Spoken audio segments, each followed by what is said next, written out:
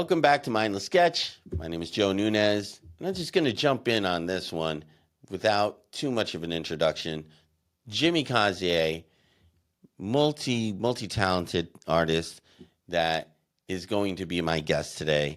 And I have the pleasure of having met him, becoming a friend, and now he gets to share his story and what projects he's working on. He's going to be joining us, educating us on music and the business, what to do to protect yourself, how to stay in champion mode to make sure that you attain your goals, and also have a sense of realistic expectations while you are trying to achieve what you're trying to achieve with the music you're making and the responsibility of what comes with it.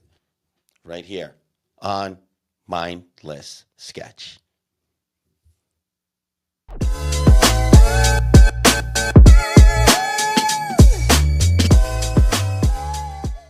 Yes, indeed. Yes, indeed.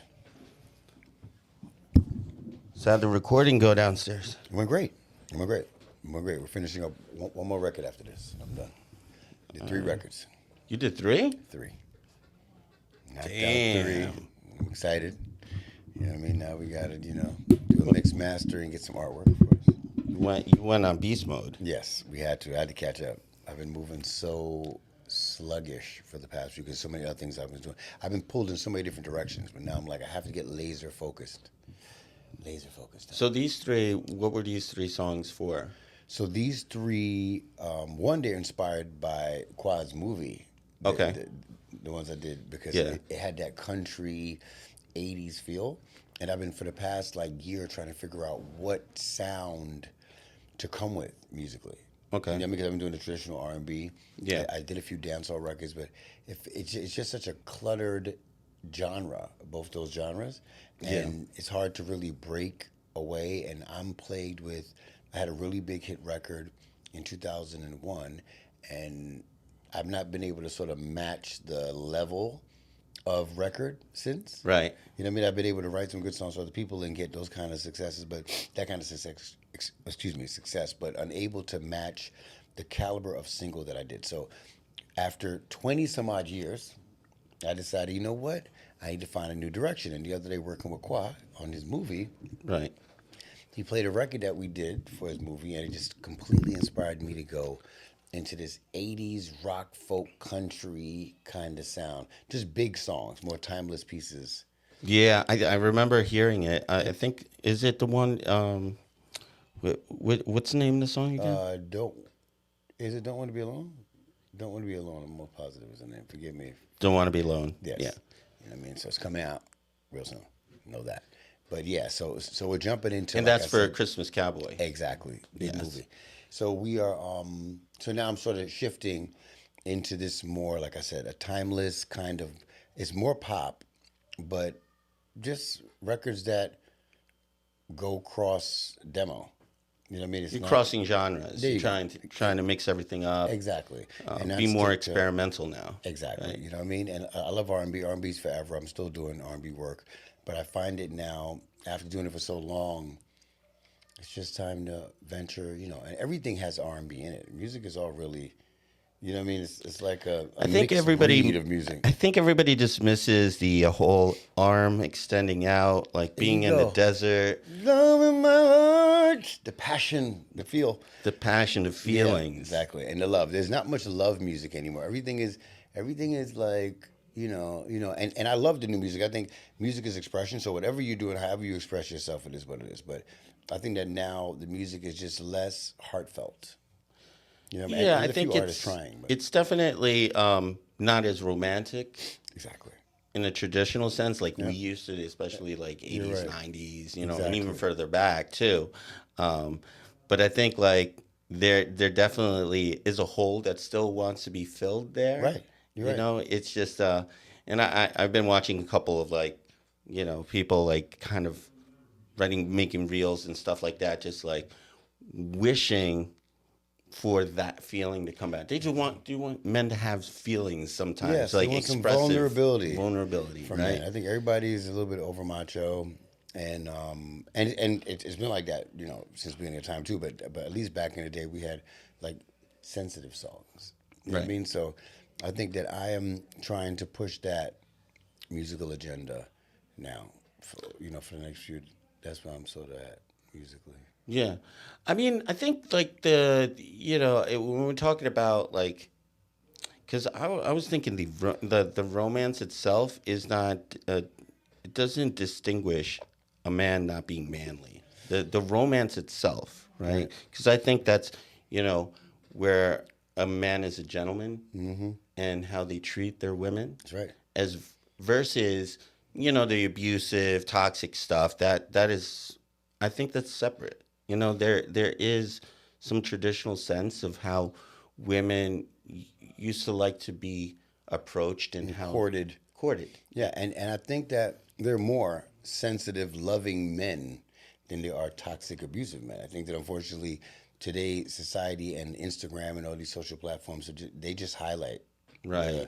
the negative side of things. Because if you think about what's the purpose of Valentine's Day, like it's for a man to do something great for their significant other. Right. What's the purpose of an engagement? It's for a man to go buy a diamond. So men have really been at the pinnacle of romance. You know what I mean? Since day Yeah. one, it's just that we don't look at it that way. So We have a certain expectation, right? As men, women have a certain expectation Of us. traditionally right, of us. an ideal of what romance is. You want flowers. Who's buying the flowers? We are. You know what I mean? Like all the cool things, we are the ones. Everything. Men do everything for women. Men buy good, pretty cars for women. They get dressed up. They work out. And 80% of it is to court some beautiful woman, at least from back in the day. You know what I mean? But Right. it's so. I just feel like men should be in touch with that again. You know what I mean? So that we could bring women back to that space, of feeling properly respected and loved, and hopefully we could crush some of this single family issues because there's no damn romance and love Yeah, anymore. I think we're growing up at a time where everybody needs to feel like they're an island, right? Right? Yes. They're independent. They can take care of themselves. That's right. I don't need a man. I don't need a woman. Yes. That's where we are right Yeah, now. we That's really are why there. there's a lack of that romance, of the things that there's an even exchange of the idea of what true love You're right. is. You're right. And I think a lot of that is because, like you said, the agenda that's being pushed is that you don't need anyone that you can do. And it's nothing wrong with being independent. I think that there's a level of singleness that we all need. I think singleness comes with being whole Sure. and happy as an individual, right? And then even if you're married, there's a level of singleness that you need in order to come to the table. Yeah, you need to value in this whole way. yourself. Exactly. So you but I can think that we've got a little caught up in that and taking it as, I need to be single and I can do this by myself and I don't need this and I don't need that. No, I think we need to get off that, start loving each other again, and start sort of. I think it's about doing research to realize what our traditional goals are. There are laws and historic traditional things that we used to do that motivated us more to want to be in a relationship. I think that there's no more couples experience. If you look at TV, it's scary to say that probably the most romantic shows are those reality shows like Love Island and all, and all those shows, right? It's like there's no real even on sitcoms and TV series, you don't see too many family settings anymore. no, not as much anymore. You know No, what I mean? I And agree. that is because I always say that because music shapes culture a lot That's right. and shapes society. So if the music is, sort of promoting foolishness and being alone and being a gangster or being whatever the different songs are promoting, it's just one of those things. There's really nothing. I mean, there's a big rabbit hole that we could go down, but It's real, huge, very deep. especially with how music is used to kind of push certain Yes, agendas. yes, it is. Right. Yes, it is. And I think that's the responsibility of creators to understand that when you're blessed with the gift to express yourself through song and through good lyrics and all those things, you need to be mindful Yeah. of what it is you're putting out there. You know what I mean? Absolutely. Like I'm a big, but people don't understand that life is an idea that turns into words that turns into something tangible. So you have an idea. You wake up in the morning, and go, I got to go to the bathroom, and that's the story you tell yourself. That's the idea, and then you actually physically walk into that idea. So, Right. so the same thing with the song. Like I have a song, "She's All I Got," Yes. and which came out in 2001 under Clive Davis. Thank you so much, and Clef and all those guys helped to establish my career. And that record, the chorus is, "Sometimes I love her, sometimes I love her not. I ain't letting her go. She's all I got. Although she nags me And and complains a lot. complains a lot, I ain't letting her go. She's all I got." And I will tell you something, Joe. My entire life has been that. It immortalized and it blessed me. I feel you. I was able to feel pay you. some bills, but it also stuck me in this space of having this like toxic outlook because that was it. So I've been intentionally making music now to shed that. You know what I mean? Right. So that you could have so I can have another thing that goes, I'm happily married and I'm happy and me and her are great together and we never fight. That's the new song. We never Right. fight. You know what I mean? So it's like I think that words are powerful, and I think that music is powerful because it puts things out there, words that are continuing even when you're not here. It Right. immortalizes you, and it just keeps going and going and going. Oh and yeah. going. You know No, what I mean? absolutely. You know what I mean? So And I think that's your song is probably one of the most recognized songs of of that era. yeah. So Thank it's God for that. it's that going into a club or in a bar or something, and then somebody throws it in a jukebox or plays out that instantly everybody's on the dance floor. Yeah, and I love that. I thank God for that. And like I said, it's a great song, but I laugh all the time because I'm like, wow, songs can really sort of Yeah. they can actually customize your situation. So I'm a stickler for making really good music right now and putting out good things into the universe so that it brings back some good reward. Absolutely. Mm-hmm. Now, guys, I didn't actually do a proper introduction, It's all but good. I'm here with Jimmy Cozier, and I'd like if you could just tell the viewers a little bit of where you are right now and kind of like what your mission is. Yep. Well, so right now, my laser focus is establishing a portal called Wepoc, right? That's my main thing is this app, and it's a platform and a portal that educates young creators and teaches you guys how to get from the idea of creating something, a song, to turning that into commerce, into some kind of money, right? So from the idea of being a producer, a writer, a singer, a performer, into actually taking that product and developing it to the stage where it can be distributed and turned into some kind of money. So for would you be yourself. saying that you're packaging the art that you're making, Yep. whatever it is? Exactly. That's exactly what it is. So it's if you are I'll just stay in the lane of music. If you're creating a song, Yes. Yep. you have to obviously write, produce the song, get the song recorded. Engineer has to mix and master the song. Then after the song is mixed and mastered, then you need to get artwork for the song so you can package your product. Then you need to make sure that pre-releasing it, all of the formalities are handled. So Right. your publishing splits, your producer agreement with the producer, so you have the right legal authority to use that track. You know what I mean? To make sure that you're registering it with all the proper agencies, the BMIs, the ASCAPs, the CSACs. Opening your Sound Exchange account, opening all the different things that are going to pay you. All that has to be handled, and knowing how to select a good manager or a management team or just a person to handle those administrative things for you. Right. You know what I mean? And then selecting the right distribution hub and understanding that just because you distribute your song does not mean that you're necessarily going to have success. Like there's a marketing plan that has to go into it. You know what I mean? There's all kinds of things. So I think that, and everyone is not made to be successful. That's why you only got one Beyonce, one Alicia Keys, one Rihanna, with all the artists in the world. So I also want to help young creators to identify your purpose and assignment within the entertainment universe, because I started off and I had a huge record that made me a lot of money, and after that we thought it was it, but then Right. that second single, I didn't know how to communicate properly with my label. I didn't understand that my duty was not to tell them what I liked, and I was now dealing with the customer's always right kind of thing, where the audience was now dictating that they wanted me to continue making songs like She's All I Got. But Yeah. I wanted to make some reggae So do you sounding tracks. so do And all you that. feel like that is kind of like a gift and a curse at the same time because you are now pigeonholed into this R&B. sound, Yep. particular way of singing, Yeah.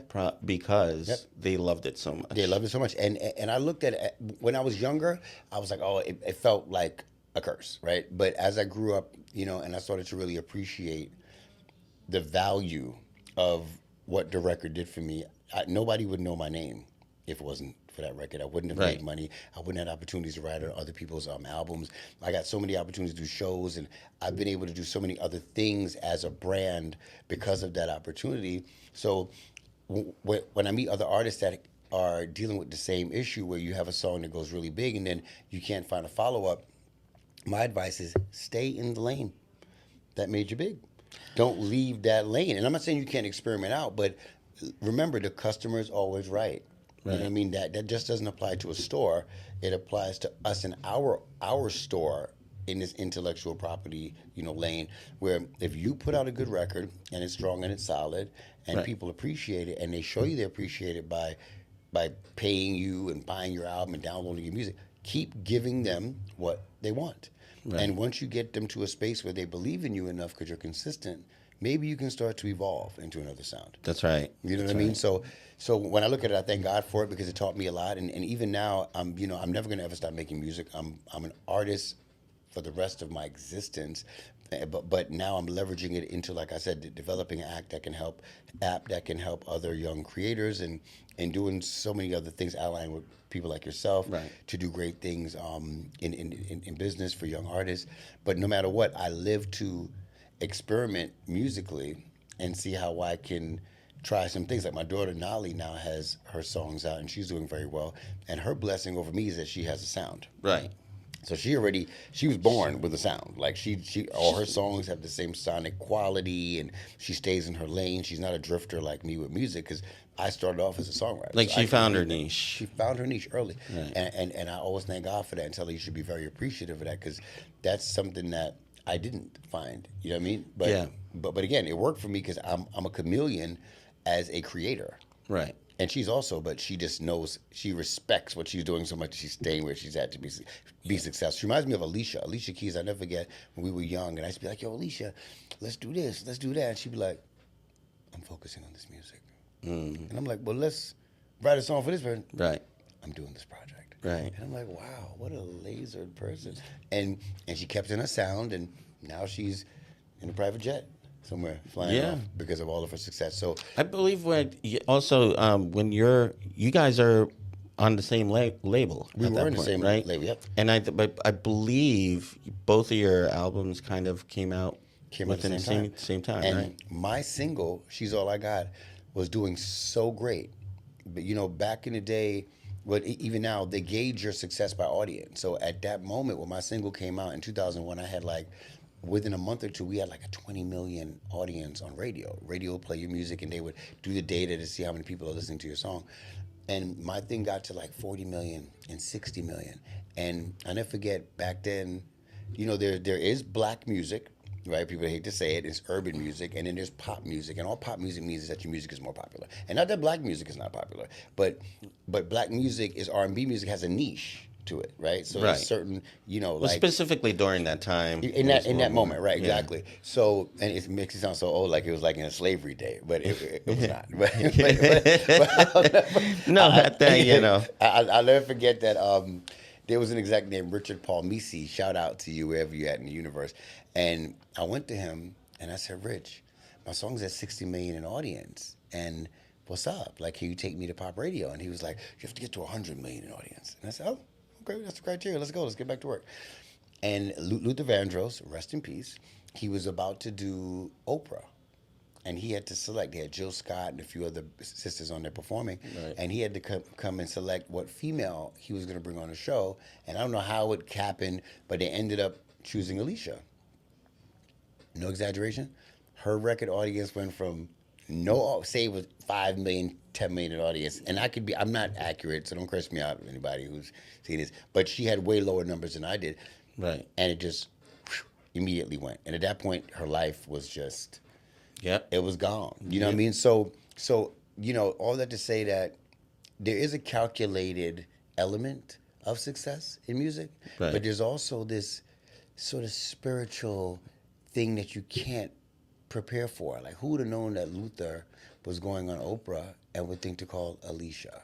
Like, Right. you can't, no matter how many business plans you put together, you can't prepare for that. So life is sometimes in music. I always tell people it's a super spiritual and a super powerful thing that no matter what they say to you, there is no real game plan that you can do. You can do your best to say, hey, let's do this, this, this, this. This is always great to plan so you don't plan to fail. But in music, you have to know, and I think in any business, a lot of things are something happening that is mystical and that you didn't anticipate to happen that takes your thing to that exponential growth level. Well, I think, in my opinion, I believe that you play to the people that you connect with. There you go. You're telling a story. Usually, the songs that you sing, That's right. they speak to somebody that's been through that, and if they identify with it, They're on it. they support you. That's right. Right. So you just have to focus on that piece, That's right. and then the stars in the world and God just will aligns. align it for you. Especially if you have good music, because Alicia and all of us under the Kvibe brand, J Records back then had really good music, because Kvibe is a copyright stickler. Like his whole thing is that it needs to be a verse, a chorus, a verse, a chorus, a bridge, and 3 choruses out. And we're like, damn, there's a science to this shit, right? So, I'm really happy I got to learn under that kind of tutelage, because it was just like, when I look back at it, it was crazy the way they broke down songs. And Keith Naftali, who's the guy that signed me, and Peter Edge, and that crew, literally Keith would rewrite your songs. Like, you go in his office and he'll be like, this is cool, but maybe we should do this.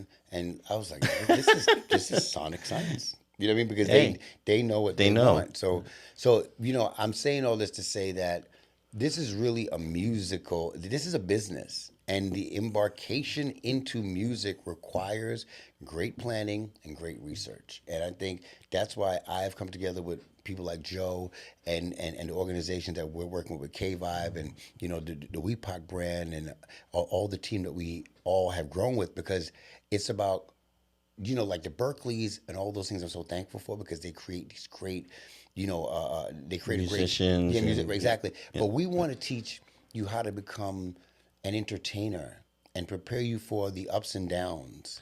So you're basically giving the lesson that you didn't really fully understand. Exactly. But now you got to live, you got to experience it, so now you want to give it back. I want to give it back. And I've hand selected a bunch of A&Rs and other artists and writers and producers and engineers and creative people like yourself to help to express to the next creators what we have to do. And to not only just, oh my God, this is a great thing, we have so much fun. There is a part of it that you have to realize that there's only a very small percentage of people that actually make it. That's right. And you have to be built for just that knowledge. But I really think that's why, there's going to be a part of it where, you discover that maybe it isn't meant for you, right? Mm-hmm. But then there's also a hurdle. If you do have the talent, though, it also could be a challenge to you, right? Oh, for sure. You to equally either step up your game, or right. kind of, or you step back because maybe you found something else that you're actually more skilled good at within the entertainment or creative. Right. Maybe you're better at writing. Maybe you're better at. Maybe you're a good manager. Yeah. Maybe you're an amazing producer.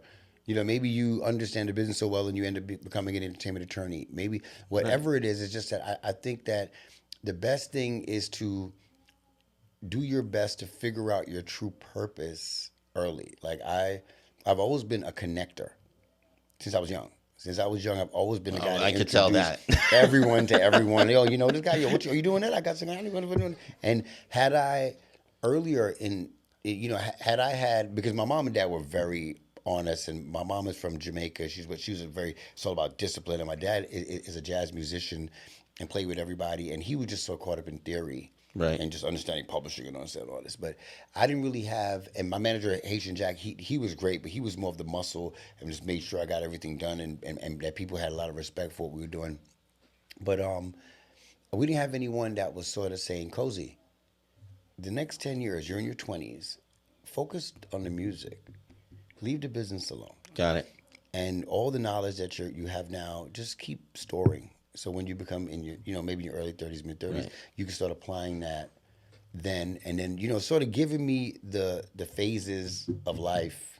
You know what I mean? And that's what I want to give to young people to say, while you're in your 20s and you have all this exciting energy, Right. focus on the creative talent part. Don't get too caught up in the business. I'm not saying not to learn it. You So it's almost like a mentorship at that point. You know what I mean? And there's going to be some people around you that if you're genuine and focused on your craft, people will pull up to help you to get your craft going. And it's about just really feeling people out to say, okay, this person does this for me. And that's the part of being an artist, is that you also have to delegate work. It's interesting that you say that. So I want to kind of like not forget this, but WEPOC Yep.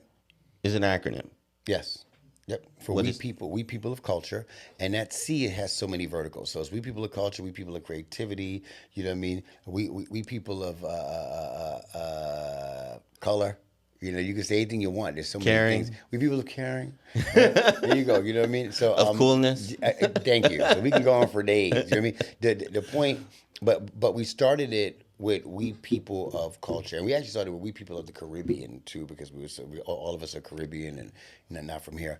But we people of culture is the main thing. Because what we're dealing with now more than anything is culture.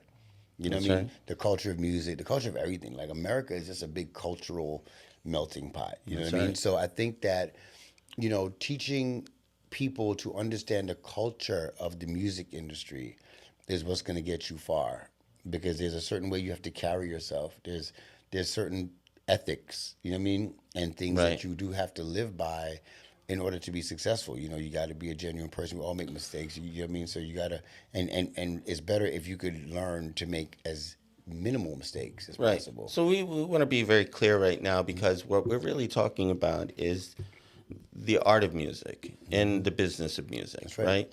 And you could be a musician and a singer, but that doesn't necessarily mean that belong in the music business. Facts. Right? So that's the distinction between this and that. And being a performer, because if you are going to get into the business of music, performance is part of it, Yes, it is. a major part of it. Yes, and it a is. lot of work goes into it. Right. I myself have, seen what goes into it, watching Jimmy, watching Nolly, and a few others just work with live bands, doing rehearsals, and really putting in the work to make sure that they can play live. That's right. And I'm not talking about, okay, the song that you came up with just yesterday and you uploaded to Spotify, but you don't know how to perform it live. That's right. That's part of the work that is. comes into it. That is, and nowadays with so many people being able to upload a song, if there's 100,000 songs uploaded every week, if not probably millions. And now you guys are even more in trouble, because if you don't know how to perform, now you got AI music coming out and getting generated That's the faster point. than. That's the point. So the only way to separate the boys from the men is to be able to perform and stand in front of an audience and give them that energy and give them that showmanship, you know what I mean, that showwomanship that they need. That because no matter what, songs are great, but they're coming out so rapidly that content has become the real selling point. That's right. You know what I mean? And you being on stage and performing, that's content. There's someone taping you. You know what I mean? Hopefully you're taping yourself. But the point is, it's about that human touch and the way you interact with people and the energy that you give to your audience and the way you deliver your expression that you created, right? And that you put out there. And they want to hear you do it the way they fell in love with it. That's Yeah, the like other the thing. cadence that you have. Yeah, right? a lot of people, I've seen a lot of artists, they go on stage and they sing their song in a different way than it's performed. And I'm guilty of being that guy. I never forget Clive used to be like, Jimmy, you're not Mariah. You don't have to oversing. And I'm going, oh, damn. You know what I mean? So he's just like, please sing the record the way you delivered it. You know what I Right. mean? And back then it was CDs, the way you had it on your CD. And people wanted to hear you sing the song the way They heard was it on the recorded, album, you know, the because that's what CD. they fell in love with it. Not for you to, tear it up with all the vocal acrobatics. You know what I mean? So All that to say, there's so many cool things that go into it, and that's what we want to, share with a lot of you young creators out there, is how to properly be prepared and how to develop you so that you stand the test of time in the music industry. So can I walk me through a little bit about what you would do? What would you advise somebody who is struggling through performing their music? So, one, you have to practice. And even if you are not practicing with an actual band, now there's so many things you can do. You can download apps. You can upload your instrumental into an app.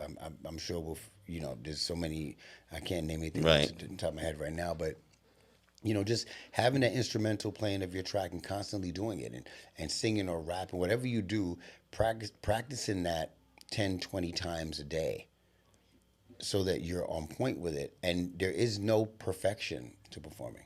Every performer is nervous no matter how many times you performed. And just because you're scared of something doesn't mean you're not supposed to do it. Like, you know what I mean? Like, we're all Right. scared of doctors and dentists, but no matter what, you got to go ahead and take the little needle and do what you have to do. It is what it is. So fear is very natural, right? But the thing is to be prepared, so that the fear is less. Because no matter what, you're going to be nervous to be on stage, but real fear comes from knowing you're not prepared. That's right. You know what I mean? So, like, if I know, Facts. you know what I mean? If I know I've sang the song 100 times, Right.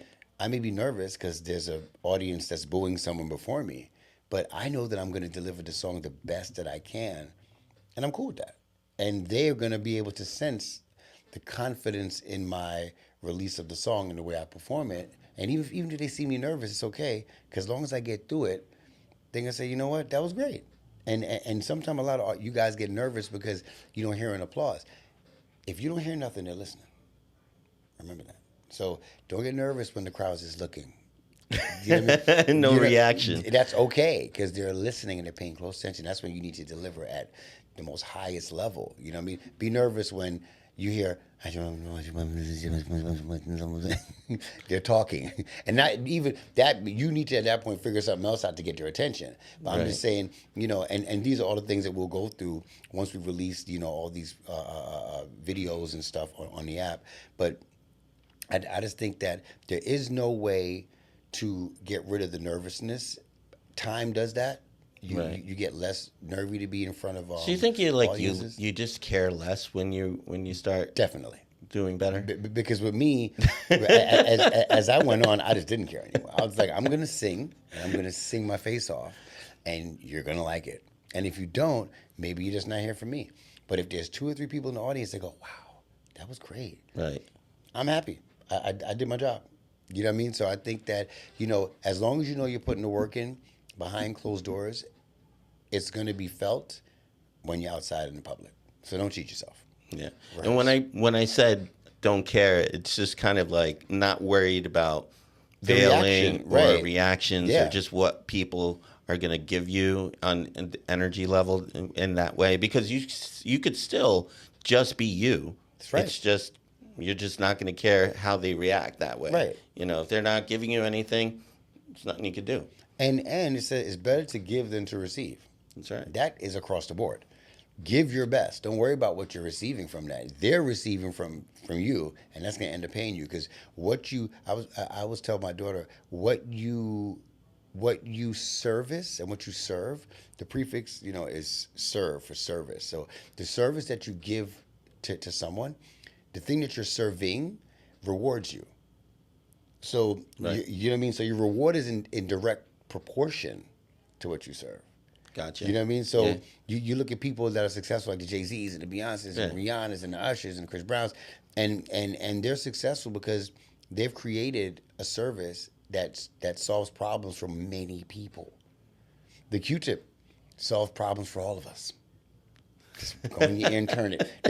It serves us, right? So you have to make sure It's either your that or the product- other Q-tip. Right, yeah, exactly. Exactly. So I'm just telling you that you have to create a product and and material that serves people, and the only way to serve people is to get it out there and to go out there and sing it and to go perform it and to go promote it and market it, so that more people are getting your service, which will then get you a higher reward. Well said. Yes, indeed.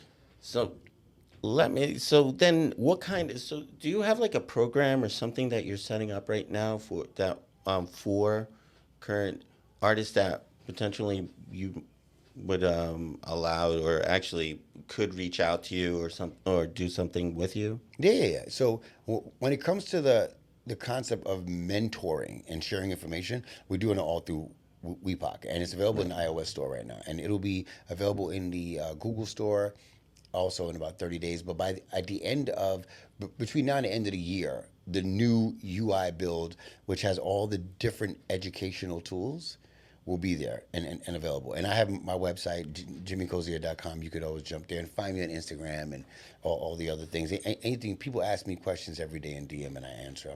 I'm easy, you know what I mean? But, the whole thing is to be able But to, this is a centralized yeah, hub. the centralized hub is Wepoc, Yeah. wepoc.co and wepoc.co and the Wepoc app. That's the most central place to go and access me and information and all those things, There you for go. sure. You heard it. Yes.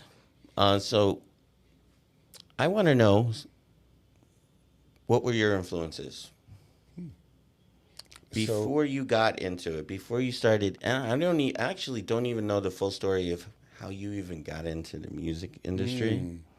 so I got into the music industry.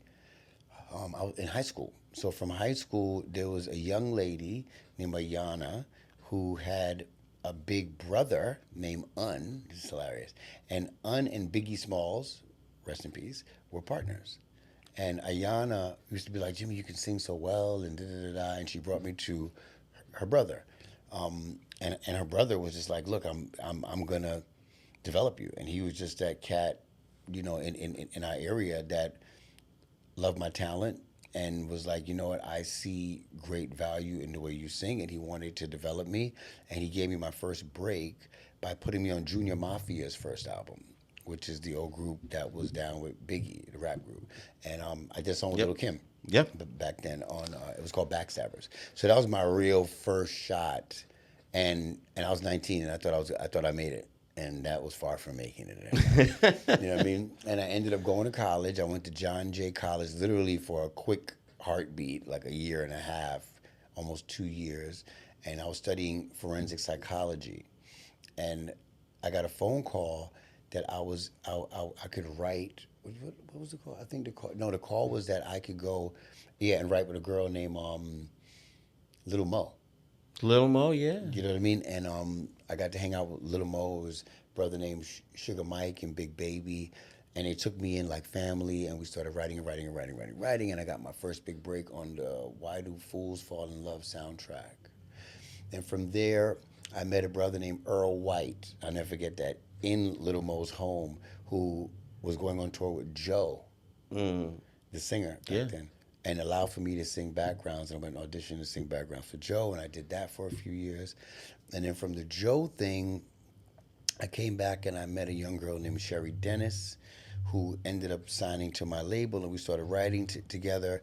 And I started then pursuing the business side, where I started this whole little production company, and I ended up meeting a girl named Violet, who introduced me to Haitian Jack, who was Okay. back then a notorious gangster. Like, these were all the thugs of the time. The music industry was run by gangsters back then, and now they're run by lawyers. So and he basically was like, "Yo, you can really sing. I want to introduce you to Wyclef." And he brought me to, and it literally happened. What I'm telling you, this is how it happened. It took maybe a year, but it was just all maybe 2 years, but it was all happening in this order. And then I got to meet Clef, and Clef was like, "Yo, you're talented. I'm going to." He was working on Whitney Houston's project at that time, and he's like, "I'll be with Clive and him, and I'll play your music." I said, "Okay," and Right. and I had written a song for Carl Thomas, Yes. and the song, they liked it so much that they played that song for Clive, because I had demoed the song, pre-given it to Carl, and Carl ended up writing his own song. But I got my deal. Keith Naftali and Clive were there, and they were just like, "Yo, you sound great." And that was it. And from there, I just continued the journey. I kept writing. I wrote for Maya. I wrote for a whole lot of people after that. Sinead O'Connor, Craig David. You know what I mean? But the career really got popping. In about 1999 is when I got with J Records. In 2001, when Clive started, it was Arista first, excuse me, and then Clive started his own label, J. In 2001, I put my single out, and it just The rest is history. the rest is history. Just kept going from there, and you know what I mean. And I didn't continue the journey. By 2006, I was completely done. The single had burned out, and I was such a stubborn artist. That's what I'm telling you. You got to know your thing, because I was just like, I want to put this song out, and they were looking at me like, no, the audience thinks that you should put this song out, and I was just such a rebel with no cause, and and I ended up completely losing the interest of the label. And Kvibe still took care of me. Kvibe didn't let go of me till like 2012. Okay. So I was there, they were just taking care of me, just giving me, you know, what I mean, I'll go to little meetings and hang out every now and then, and big up Larry Jackson, because he was always trying to find me a song, and I was cursing them out, and they was just tolerating my ignorance, and excuse me, and I just totally appreciate them all, and just a great experience. But here I am now, you know, and big up Universal Music Publishing. I was signed to them as a songwriter, also, and they did a lot for me, got me a lot of opportunities, and kept on, and now I'm here, and I got to shout out Stacey Barth. I love you. That's Stacey. that's my sis and my business partner. She's a prolific singer, unmatched songwriter, and unmatched performer. Ridiculous. She's a staple in the music industry also right now, and I've been blessed with being a part of her journey Absolutely. for the past few years. So it's been exciting. So, you know what I mean? And shout out my daughter Nali again.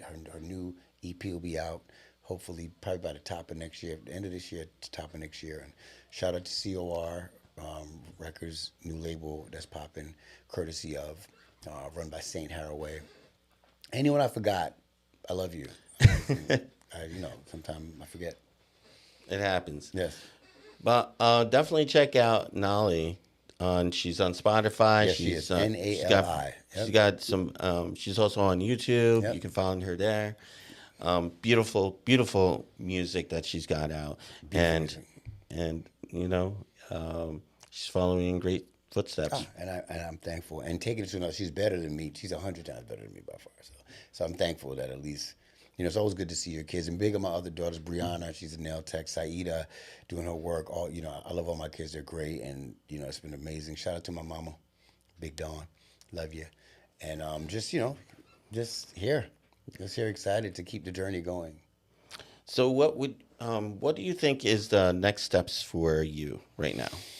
So the next steps for me is to stay laser focused, because I'm quick to drift. So stay laser focused on getting this app up and running, to where I see that I have opened up gates for some real, you know, some talent. Once I see that the platform is doing what it needs to do to help some artists get from point A to point B, I'll be happy. And musically, I'm writing. I'm never going to stop writing and producing. That's going to be happening forever. And putting out music, you know what I mean? But the main focus is being an example. And, you know, you meet people and they're like, oh, you know, I can help you and I can do this. I've really, you know, another vertical, Wepoc, we prove our concept, right? I'm a stickler for proving our concept. And I think the only way to prove your concept sometimes is to do it. So, you know, you meet all these people that say they can assist you, but I want to show you that I can assist you. You know what I mean? By putting music out, things still happening for me. I'm now an OG in the game. So if you guys are all young and sexy and great and inspired to do this, if I can put out music, you know, and continue to do it and it still pays my bills, imagine what you could do for yourself. So I'm just here to remind you that you have great opportunities ahead of you. And if you listen and if you work 3 to 6 hours on your craft, mastery will ensue. That's it. Beautifully said. Yes. Thank you, Jimmy, Thank so you, much. Joe. Yes. We're going to do great things. Yes, and we are. Look, it's always great to hear inspirational words from people who've been in the industry, had great success. Mm-hmm. And, you know, we're here so that you can learn That's right. what it takes to make it as an artist in whatever field you are in. That's right. Today specifically, we're talking about music. Yep. And let me tell you something. Jimmy, he is hardworking as all hell. That's right. We don't stop. And I've seen him in the studio just knocking it out. So Yes, very, I appreciate very, that. Thank you. very inspirational. And all the artwork you see will be coming from Joe. Know that he's the guru of this art game. Know that. Yeah. So No, I thank you for having appreciate me. you, man. For real. I appreciate Thank you. you so much. Y'all enjoy. Love y'all. And follow Hey. the focus. Hit that like button, subscribe, follow. That's right. Definitely go to Jimmy's website. Yes, indeed. Wepoc. Yep. You heard it here. That's right. One love. Peace. Yes, indeed.